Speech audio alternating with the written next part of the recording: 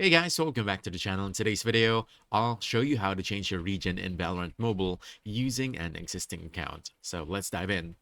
So to get started, you want to open up your browser and simply type Valorant Change Region on Google. And then click the first official Riot Game link you see, this one. This will take you to Riot's support page about changing your region of residence. And once you're on that page, you want to scroll all the way down until you see the option to log in.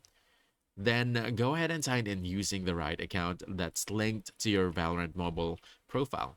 After logging in, you should see an option to check your region status. But here's the most important part.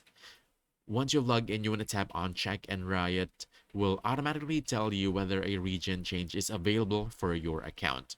If you're eligible, you'll be given the option to switch your region to another country. But if not, it'll let you know that the change isn't currently available, which can happen depending on account history or location data. So again, this is only available to certain regions. And that's really all there is to it. The process should be quick, simple, and completely handled through Riot's official website. No extra apps or tricks needed. That's it. So if you found this helpful, don't forget to hit that like button, subscribe for more quick guides, and I'll see you in the next one. Thanks.